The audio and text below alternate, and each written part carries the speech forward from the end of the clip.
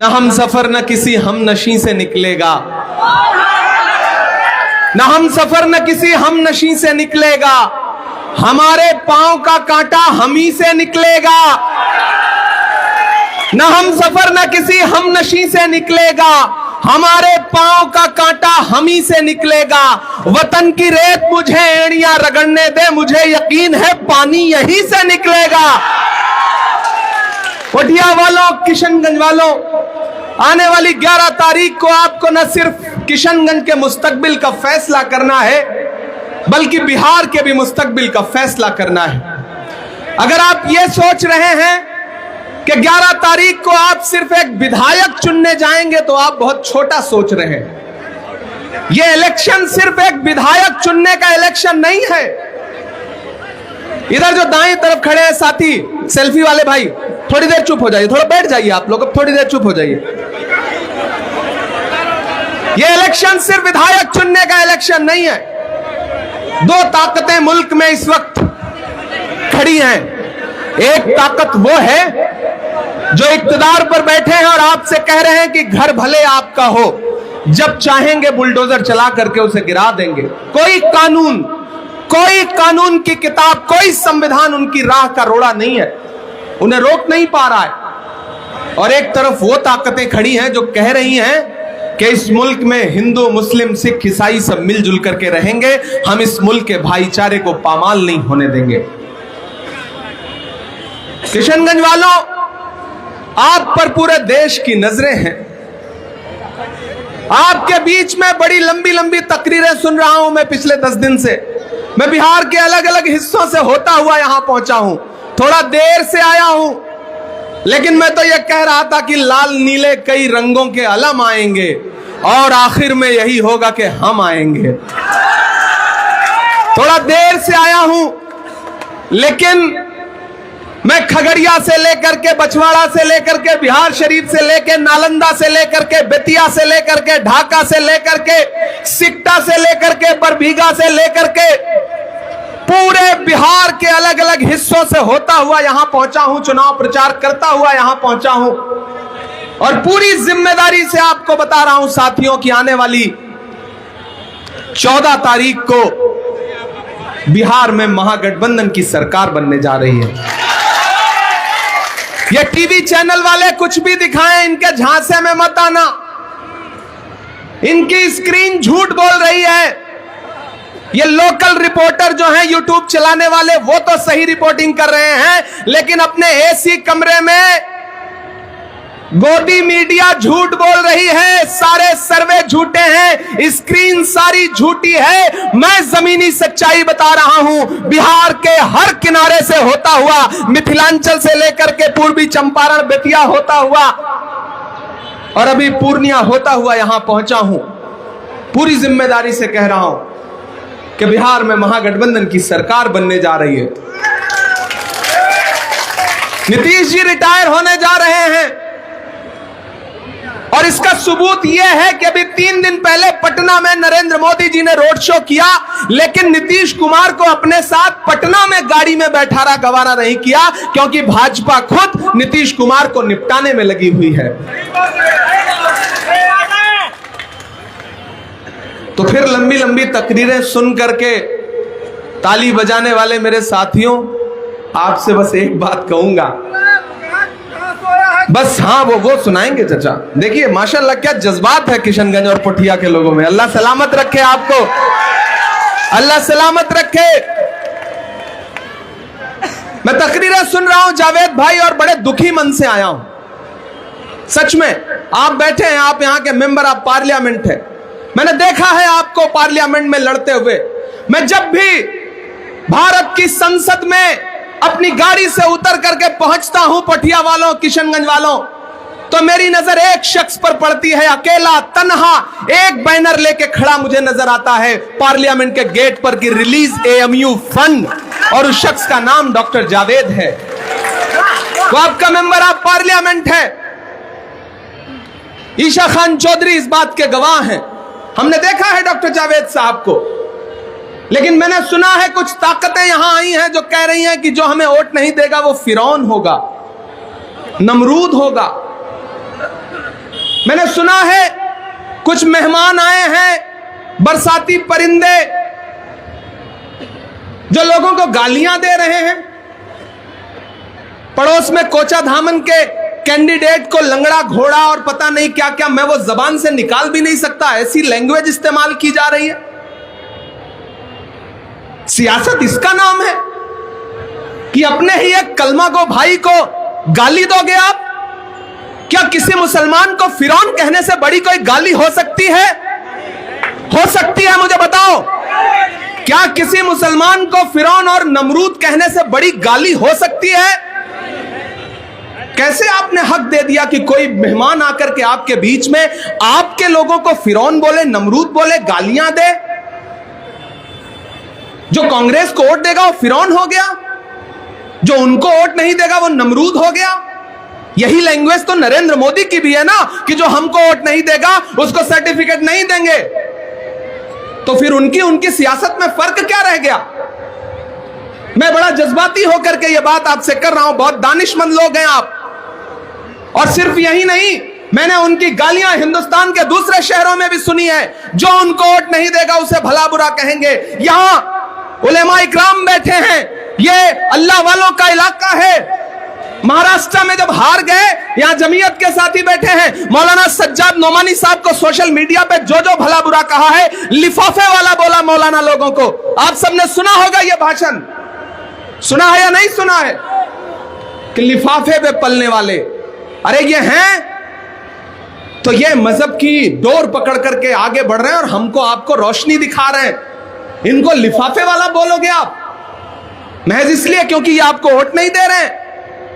बंद करिए ये सियासत, इतनी नफरत मत परोसिए। मैं ये हक किसी को नहीं दे सकता कि सीमांचल के बेटों को सीमांचल के बाहर का कोई आकर के लंगड़ा घोड़ा बोले, गाली दे। मैं ये हक किसी को नहीं दे सकता। और आपकी गैरत कहां चली गई है? आप सुन कैसे रहे हैं? मैं आपका जमीर जगाने आया हूं किशनगंज वालों, पोठिया वालों। आप सुन कैसे रहे हैं? कोई आपके बीच में आएगा, सियासी इख्तिलाफात हो सकता है। डॉक्टर जावेद साहब 4-5 बार चुनाव लड़ रहे हैं, कमरुल हुदा साहब इससे पहले भी चुनाव लड़ चुके हैं। क्या इससे पहले कभी किसी ने किसी को गाली दी? बताओ मुझे। सब चुनाव लड़ते हैं एक दूसरे के खिलाफ, चुनाव होता है, चुनाव खत्म, बात खत्म। जो जीता वो क़यादत करता है, वो आगे बढ़ता है। जो हार गया वो आगे बढ़कर के गले मिलता है, दुआ सलाम करता है। इसमें गाली की जगह कहां हो गई? इस्लाम में आप किसी को नमरूद कह दोगे, किसी को फिरौन कह दोगे, और आप सोचोगे कि आपकी हर बात सर माथे पे बिठाई जाएगी। क्यों बिठाई जाएगी? डॉक्टर साहब, किशनगंज में कांग्रेस के लिए जो वोट मांगे, जो वोट दे, उसको कहेंगे कि ये दरीबाज है, दरी बिछा रहे हैं। लेकिन आपकी जानकारी के लिए बता दूं कि तेलंगाना में इसी 11 तारीख को जुबली हिल्स में एक सीट पर चुनाव है। तेलंगाना में मतलब हैदराबाद में, जुबली हिल्स में, घर के पड़ोस में एक सीट पर चुनाव है। वहां कांग्रेस के लिए घर घर जाकर के यही मिल्लत वाले हबीब मिल्लत साहब वोट मांग रहे हैं कांग्रेस के लिए। समझे या नहीं? फिर से समझा रहा हूं। यहां आकर के आपको भला बुरा कह रहे हैं, आपको कहेंगे कि आप दरी बिछा रहे हो। अरे भाई, तो वहां आप कांग्रेस के लिए वोट मांग के, इसका मतलब आप भी दरी बिछा रहे हो। आप कांग्रेस के कैंडिडेट के लिए घर घर 5-6 दिन पहले वोट मांगो तो आपकी हिकमत है, और पोठिया और किशनगंज के लोग कांग्रेस के लोगों को वोट देते तो आप कहोगे कि दरी बिछा रहे हो। भाई, ये तो बड़ी दोगली सियासत है। मैं इस सियासत का हामी नहीं हूं, मैं इस सियासत का हामी नहीं हूं। ये जो आपके बीच में आए और कहें कि कयादत खड़े करने के लिए आए हैं, नहीं साथियों, ये कयादत किसके खिलाफ खड़ी करना चाहते हैं? किसको हरा करके कयादत खड़ी करना चाहते हैं? कमरुल हुदा साहब को हरा के कौन सी कयादत खड़ी होगी? कमरुल हुदा अपने नहीं है, ये ईमान वाले नहीं है। पड़ोस वाली सीट पर प्रोफेसर मुसव्विर ईमान वाले नहीं है। कोचाधामन में ईमान वाले नहीं है। अमौर में जलील मस्तान साहब ईमान वाले नहीं है।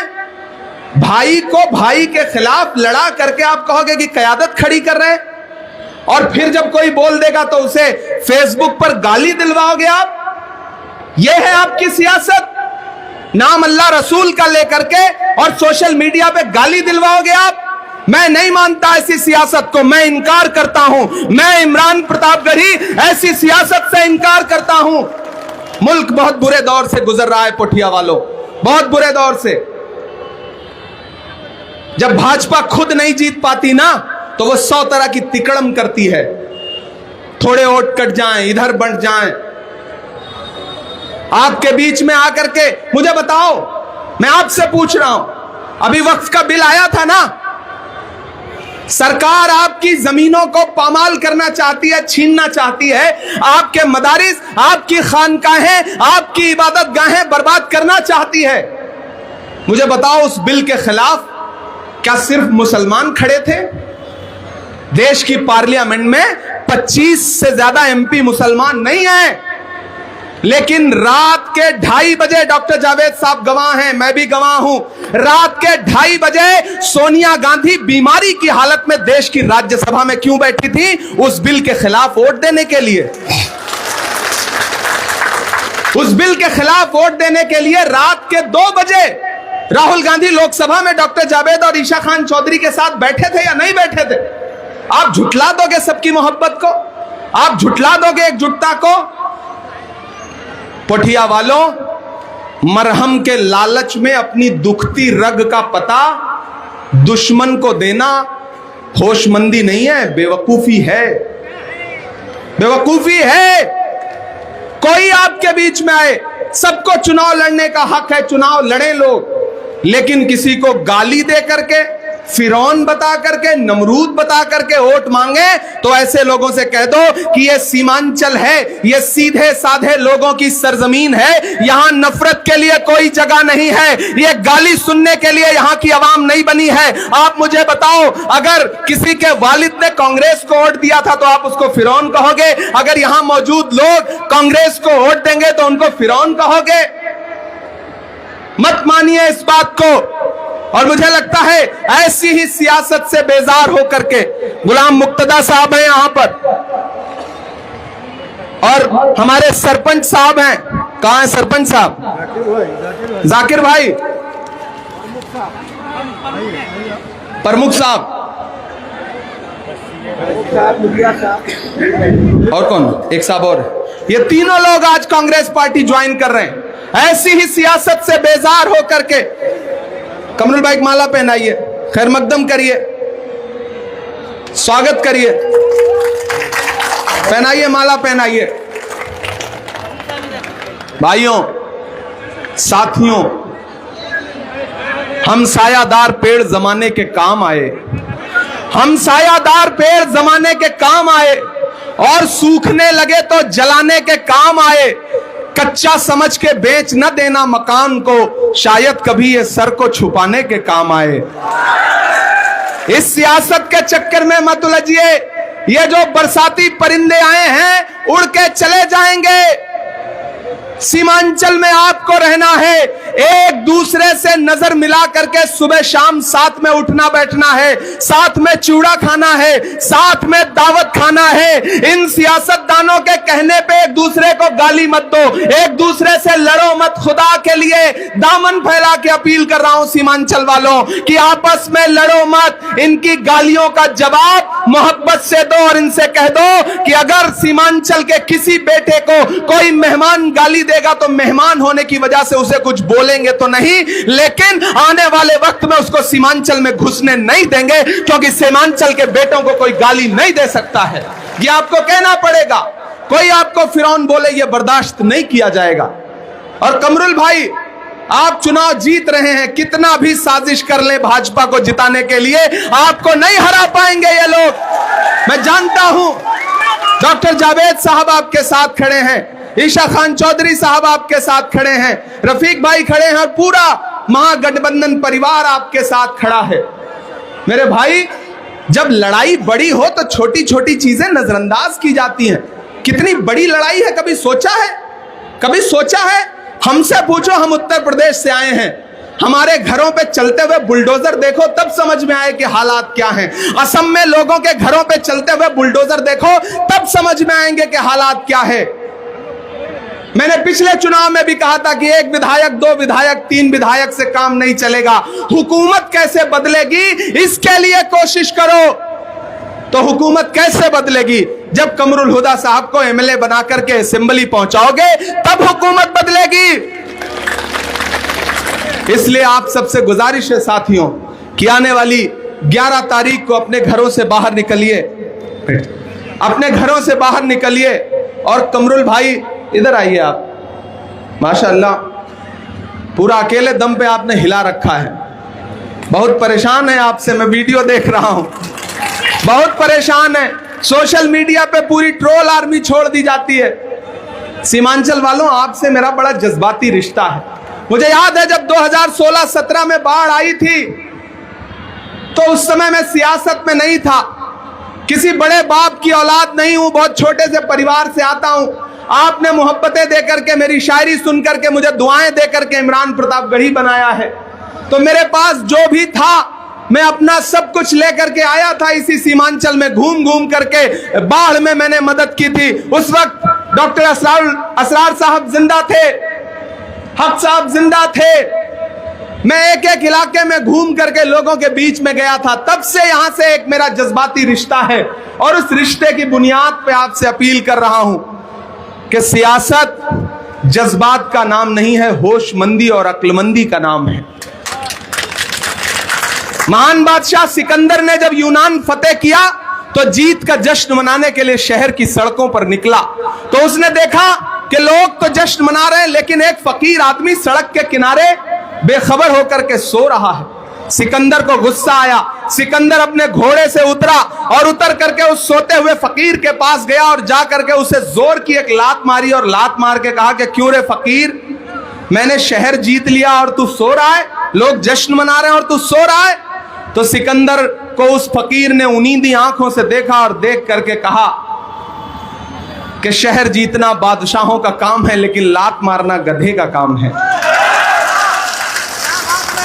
ये जो जबान से लात मारते हुए घूम रहे हैं ना, इनको वोट से जवाब दो। कमरुल भाई को जिता करके असेंबली पहुंचाओ।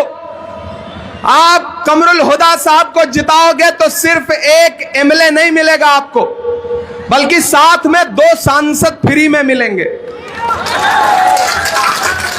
एक आपके अपने लोकसभा में डॉक्टर जावेद साहब आपके मुद्दों पर लड़ते रहते हैं और मुझे भी अल्लाह ने जो थोड़ी बहुत सलाहियत दी है देश की सबसे बड़ी पार्लियामेंट में खड़ा होकर के, चाहे वो अलीगढ़ मुस्लिम यूनिवर्सिटी के किशनगंज ब्रांच का मसला हो या फिर सीमांचल की बदहाली का मसला हो, अल्लाह ने जबान दी है तो उसका इस्तेमाल करता हूं और आपके मुद्दों को देश की पार्लियामेंट में 4 बार उठा चुका हूं। तो 2-2 एमपी आपको साथ में फ्री मिलेंगे और मालदा भी बहुत दूर नहीं है। तो ईशा खान चौधरी साहब भी साथ में समझ लीजिए कि 1 के साथ 3 फ्री। इससे अच्छा ऑफर कोई दे सकता है क्या? नहीं दे सकता कोई। डॉक्टर जावेद साहब आपके बीच में रहेंगे। आपको कभी जरूरत होगी तो मालदा से किशनगंज बहुत दूर नहीं है, 2.5-3 घंटे का रास्ता है। ईशा खान चौधरी साहब पहुंचेंगे और हैदराबाद से ज्यादा नजदीक मेरा घर आपके पास है। मैं पैदा उत्तर प्रदेश में हुआ हूं लेकिन आजकल थोड़ा आधा तिहा बिहारी हो गया हूं। तो मैं सीमांचल को अपना घर ही समझता हूं। सीमांचल वालों, 1 एमएलए जिताओ, साथ में 3 सांसद फ्री पाओ और सब कुछ तो है। सरापा कयादत का असली चेहरा तो ये है, सर पे टोपी है, अल्हम्दुलिल्लाह गुलाबी उर्दू भी बोल लेते हैं।